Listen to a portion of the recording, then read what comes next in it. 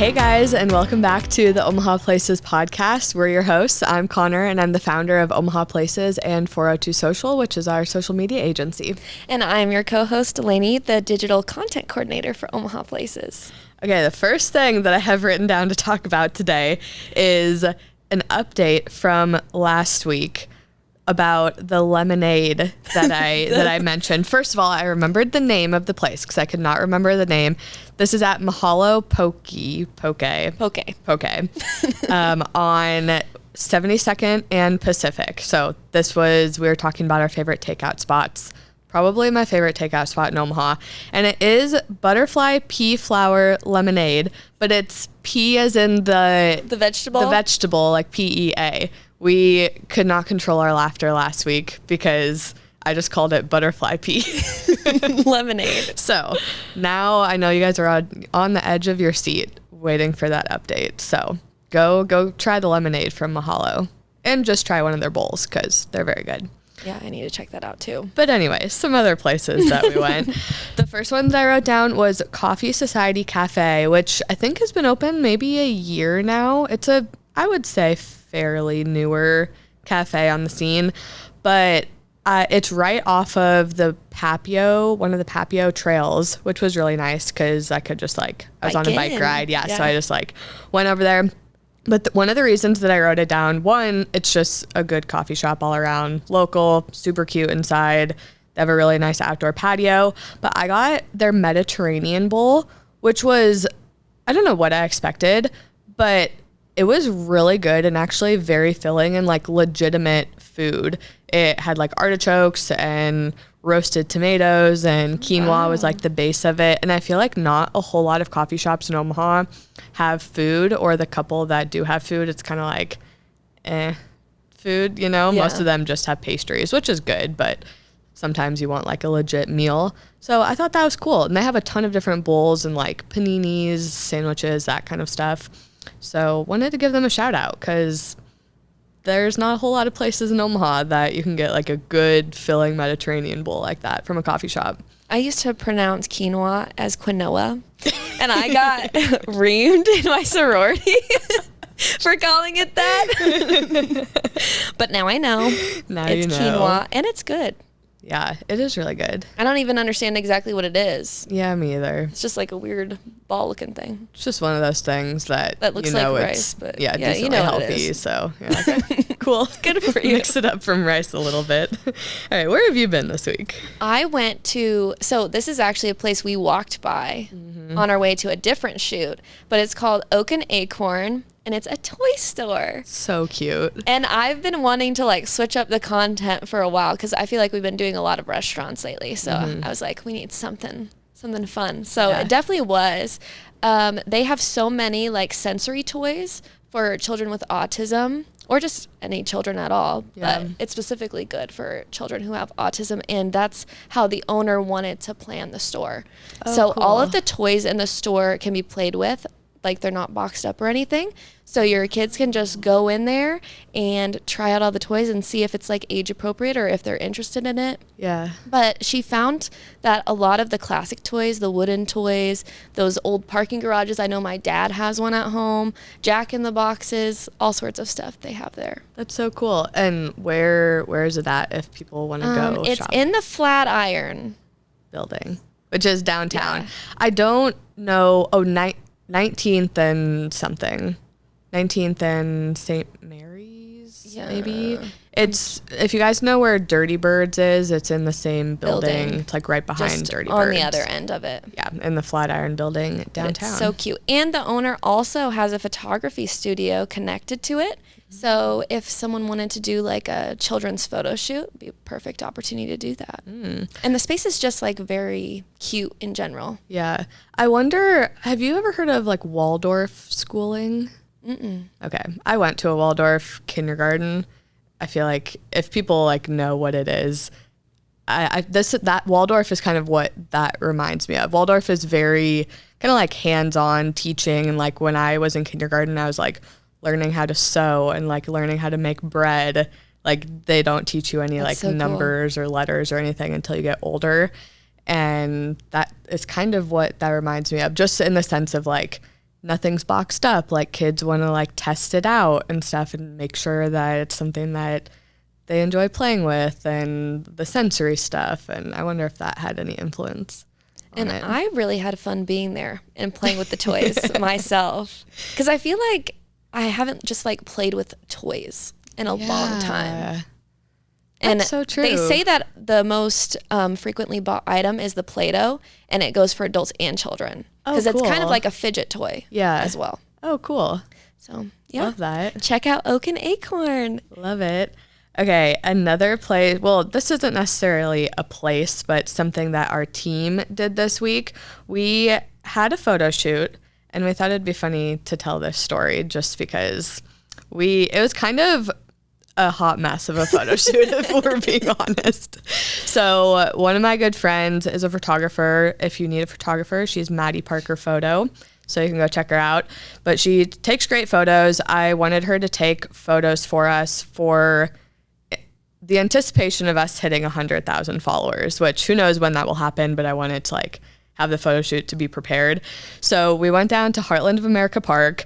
And first of all, this was obviously we couldn't predict the weather like 2 weeks in advance when we had scheduled this shoot, but we went to the park at like 3:30 p.m. I think last Thursday or something. So like it was so hot. It was I think like 98 degrees that day, and we're out in this park in the middle of the day for a photo shoot. And we're trying to look cute. And we were trying to look cute. One of our girls on the team who like just came on, she was getting her headshot taken like for our website.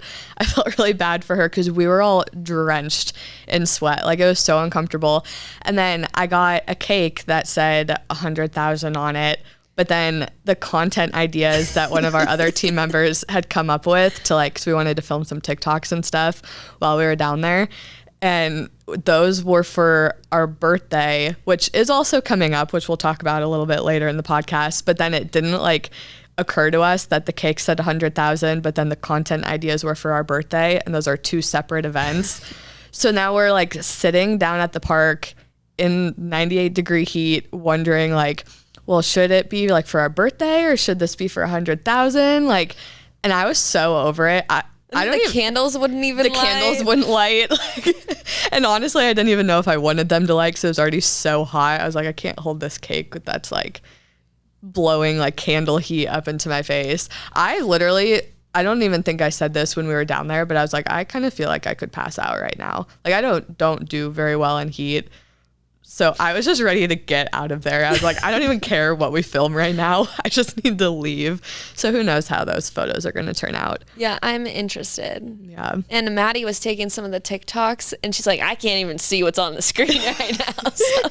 Yeah, because when it's like so bright out, your iPhone will automatically dim to like, I don't know if it's to save energy or what the deal with that is.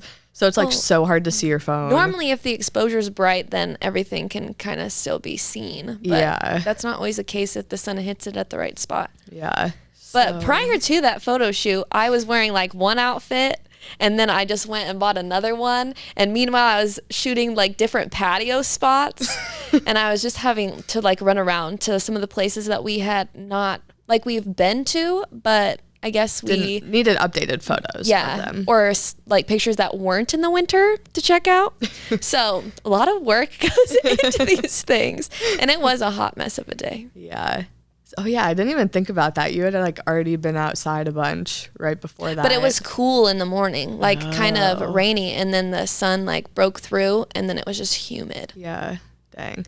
But yeah, I was running around in a little dress to all these different patios. Dang. So yeah, whenever we post those, we will post probably a video for our 3rd anniversary of Omaha Places, which is next week coming up. I think it's on Monday. Yeah. And eventually when we hit 100,000, we'll also post some photos. So if you guys have heard this episode, you'll know a little bit behind the scenes of that shoot because it was not pretty. But hopefully the pictures are. Hopefully the pictures are pretty. I have faith in Maddie's photography and editing abilities. Just edit out the sweat dripping down our bodies. Okay, anywhere else that you've been? I went to a filming session at Late Nights at the Zoo which is on select Thursdays through August. So if you haven't been, go, because it's so much fun. It's for people who are 21 plus though. So grab those alcohol-friendly friends and go. But you don't have to drink if you go. They have a lot of late night bites too from a bunch of different food trucks, ice cream, everything you could want. Yeah, along with all the wildlife. Yeah, and no kids. I love that part. Which we love. I love that part. Not that we're against kids, but you guys know. But yeah, should we jump into the follower questions? And yes. You guys did so good with creating some really good questions this week. Yeah, I had a bit of a panic this morning, not going to lie, because we're recording on a different day this week than we normally do, because tomorrow is 4th of July, and our studio is going to be closed on the 4th of July. So usually I post questions the whole day ahead of time, but I wasn't able to do that today. But luckily people were very quick to send in their questions this morning. So thank you if you sent in a question. The one that I wrote down was best places for Aperol Spritz. I love Aperol Spritz. I do too. That's growing on me. Really? Okay, it's my go-to drink, like for sure. Last year I feel like I kind of started getting into it, and this year it's just like a light cocktail. Yeah, it's so good. And I think hands down Via Farina, best spot for Aperol Spritz. I think it's also just the vibe at Via Farina fits an Aperol Spritz. Like obviously you can get an Aperol Spritz at lots of different places, but when you're at a place that has amazing pizza and pasta, it just fits since Aperol Spritz is an Italian drink. And they have a great patio, and I don't think I've ever seen their patio like full of sun. So it like doesn't get hot. You would go mostly for dinner, and their patio is east facing. So it's nice and cool and shaded, and a nice refreshing Aperol Spritz on a warm summer day. Lovely. Yeah, so that is by far my favorite. I also enjoyed Aperol Spritz at Sips on 10th, Inner Rail, Sunny's. Again, great patio spots. And I think I've also had it at True American, La Bouvette. More great patio spots. Yeah. Something about Aperol Spritz has to go be drank on a patio. if it's European. Summer. Yeah. So yeah, those are my Aperol Spritz suggestions. And I've tried the Sunny's one, so I can vouch for that. Yeah. That was really good. My question was, what are things to do in Omaha on a budget? And I thought this was a really good question, and it made me think a bit. Because I was like, I don't have a budget. But if I did, I should have a budget. I always say the Riverfront. It's a nice place to walk. They always have events going on. They're always free. And I keep seeing these like game carts. Like I'll work down there. They have free Wi-Fi if you didn't know. So I work down there sometimes. But they have these like little game carts that'll come by on certain times of day, and you just walk up and grab one. Like a board game? Yeah. Oh, cool. They have a cart that rolls out. They roll it out. Like a person? Or yeah. I thought you were going to say like one of those robot carts. No. Have you seen those like robot carts? That would be weird. Just like go around. That would be cool, but that would also be weird. But now they have a person who like mans the cart. But okay. Yeah, I think you can grab board games off of it. And lately they've been doing Friday night flicks, which are free movies. They're doing Barbie. Maybe that's this weekend, actually. Try again next weekend. But Riverfront is great. Benson First Friday is also free. You can check out a lot of art galleries, and then live music, and then there's like some food and drink options as well. The Omaha Farmers Market is super nice to go to, even if you're not like into buying produce. Yeah. I like to just take in the vibes. Yeah. And check out the dogs. I was just going to say, look at all the dogs. And there's always like live music. And I love that. I think that's so cute. Free concerts at Midtown Crossing, Village Point, Rockbrook Village. They're all doing concert series on different nights. Village Point does theirs on Thursdays. Rockbrook does them on Fridays. And then Midtown Crossing is starting their Jazz on the Green. Yeah. Mixtown. Stinson Park also has Saturdays, yep. Saturdays at Stinson. So there's free concerts all around for those music lovers. But also hiking at Fontenelle Forest. A friend of mine told me they hike at Hitchcock, which is in Iowa, but just a short drive. Biking trails, Connor knows all about those. Yep. So if you have a DM, I'll give you all the insider tips. And running club, just something social to do, and free, and they get discounted drinks if you run. And then if you sign up for an Omaha Public Library card, you can get tons of perks, and we have a whole post about that you can check out. Yeah, last year when we first did that post, so many people said they had never heard of that library program. But if you have an Omaha Library card, you can check out passes to like different museums and stuff around Omaha and be able to go for free. And even I know that the Council Bluffs Library has them too. So if we do have listeners over in Council Bluffs, the Council Bluffs Library partners with a lot of Omaha museums as well. So you can like go across the river. It's really such a great program. And like I know that they do like 180 days, so you can go once every 180 days or 60 days or whatever it may be. Yeah. So you can go like quite a few times in a year. And it is like limited, especially in the summer when a lot of people are trying to use those passes. Like I have heard that they're a little harder to get, but I'm pretty sure one pass is like for a family, not per person. So if you have like kids and stuff that you're trying to take multiple kids to like the Luminarium or something, I think you can just get one pass like for the family rather than trying to like get multiple passes that are already hard to come by. And then that's so nice. Yeah, we don't want anybody to be left out. But yeah, do you have any other ideas that you can think of? Places on a budget. Yeah, you're right. This is one that we don't think about very often. And budget is hard too. I think I maybe have said this on the podcast before that we intentionally don't really include prices and stuff. One, because we get a lot of stuff comped in exchange for posting about a business. And two, I know that prices can be very, all across the board. Everybody's financial situation is different. The Riverfront, I would for sure second that because there's so much going on down there, and it really is for like all ages. Once it gets a little cooler, maybe not in the summer, they also have the bonfires down there, so it can be like a nighttime activity too. And the ice skating, the ice skating actually it's only $5. That's very and like, roller skating. Doable. Yep. And they have themed nights, so if you go on certain days of the week, you could do like disco. They're having Barbie themed. All sorts of different fun things that would keep you entertained down there. The Nebraska salsa scene has tons of free events. Go salsa around. They do a lot at the Riverfront, at Sunny's. Every once in a while, they'll do Lindy like in the Park is also a dance class type situation, and that's an exorbitant on Sundays, I believe. Yeah. Is that by the same people? Do you know? I'm not sure. I'd be curious. We should look into that and check it out.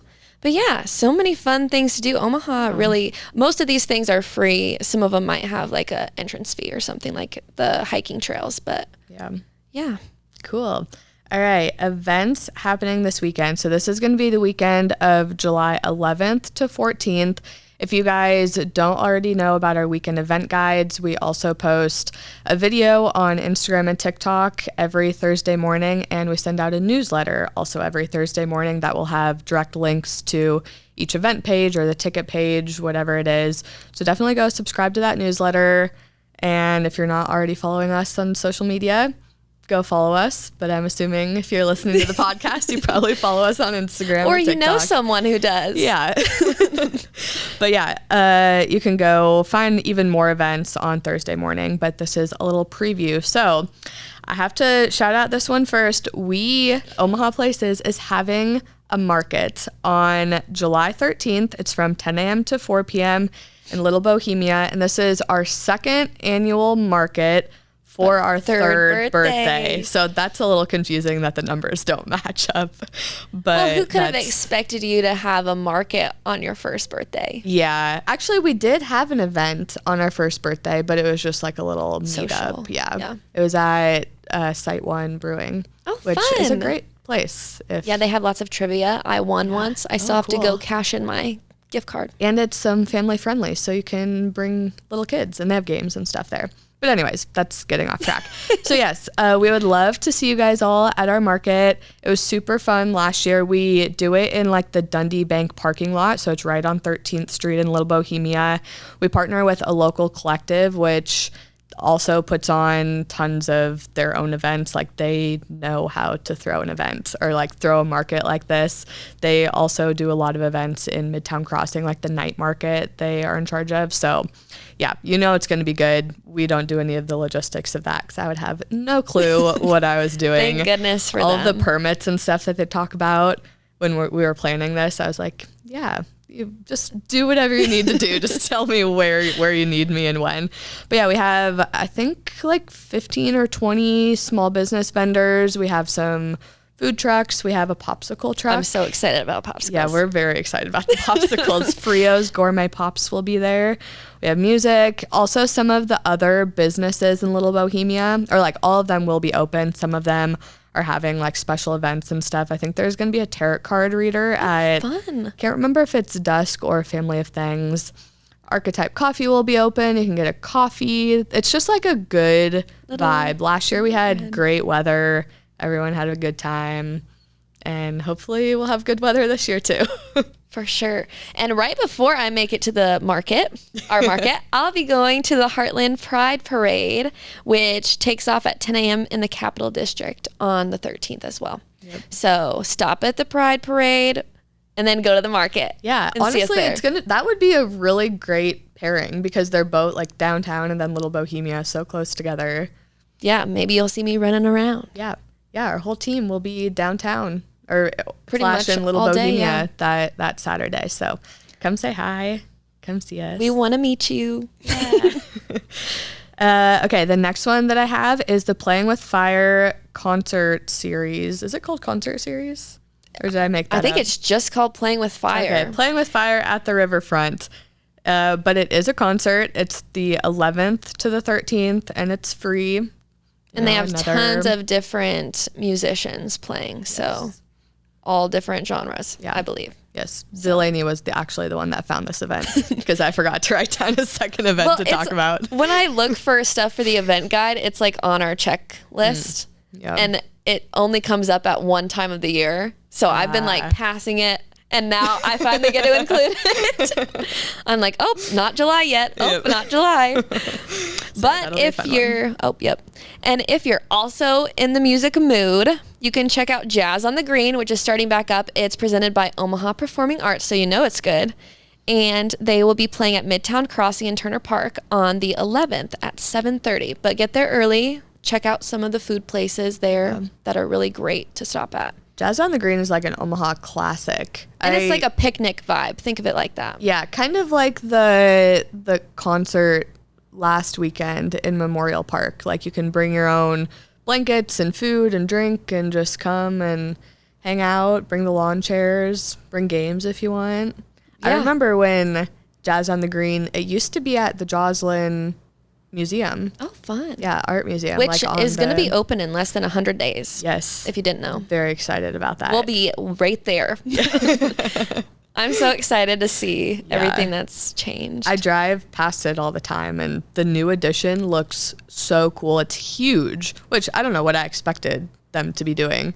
I would expect no less from the Joslyn, but it just looks so cool. And it looks really modern too, which is, I think, going to be kind of a cool compliment to like how kind of like old and classic the original part of the Joslyn looks. So the first time I had been to the Joslyn was during COVID. I had to do a journalism project over like critiquing media of some sort. And so I ended up going to the Joslyn because I had to move home from college to finish out the year. So that was a super fun experience, and I love that museum. Yeah, it's really cool. If anybody is like new to Omaha or anything, the Joslyn Art Museum is located downtown right off of Dodge, and it's a free art museum, and it's really cool. There are some exhibits that are paid to go in, but majority of the museum is free. They also have like a lot of events and stuff. I used to go to a ton of like yoga in the garden at the Joslyn, that kind of stuff. So I hope that they start bringing that stuff back once it opens. But the Joslyn has been closed for the past like 2 years, I think, because they're doing a ton of construction on it. So they're adding like a whole other wing to what was already a very large building. But it's beautiful in there. They have a lot of really cool art. So yeah, if anybody has never been to the Joslyn, definitely keep that on your radar because that's going to be a huge thing for Omaha once that reopens. But we'll definitely keep you updated the whole way. Yep.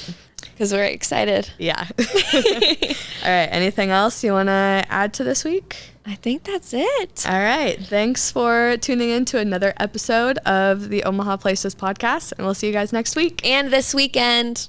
And this weekend. Come see us in Little Bohemia. See ya. Bye, guys.